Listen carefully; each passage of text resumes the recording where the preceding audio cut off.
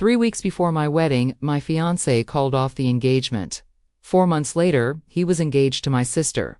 I found out from a save-the-date card that landed in my mailbox by mistake. I called her within the hour. That call is where this story actually starts.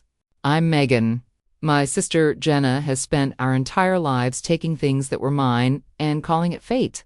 At 12, my clothes. At 20, my college boyfriend. At 31, my fiancé of 4 years, Rob.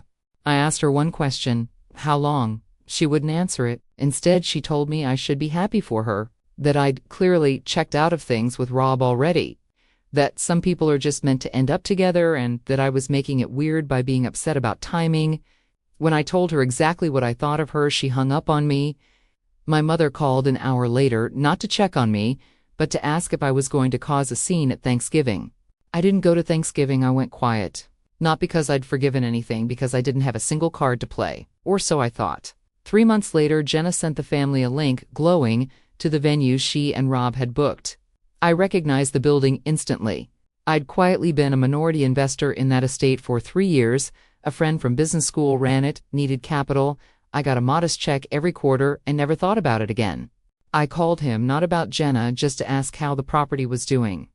He mentioned a soft hold on a discounted Thursday, unsigned, no deposit. That's normal. Places like his hold dates loosely for weeks before anyone commits. I didn't cancel anything, but I told my friend what I'd tell him regardless of who was involved. He was sitting on a beautiful, underbooked property and doing nothing to sell it. I connected him with a photographer who shot venues for a regional bridal magazine.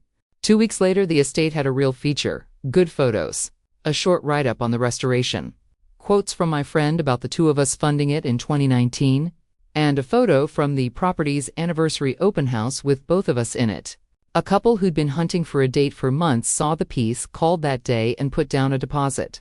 My friend confirmed with them the same week, signed contract and deposit, hold a date, not a friendly verbal understanding. Jenna didn't have either yet. Jenna found out the date was gone from a terse email a week later.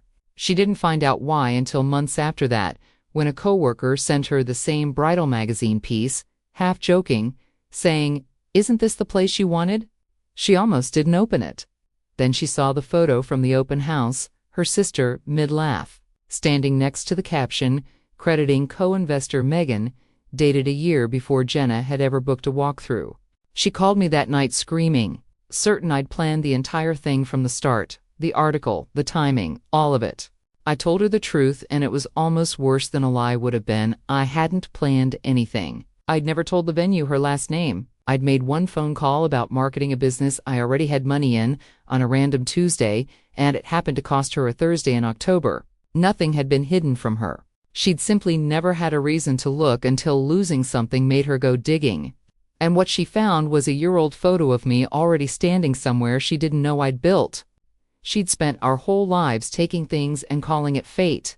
This time, what she couldn't take was already public, dated, and had my name on it before she ever knew to be angry.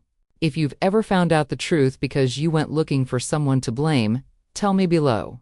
Subscribe for next week's story: a business partner who thought no one was watching the books.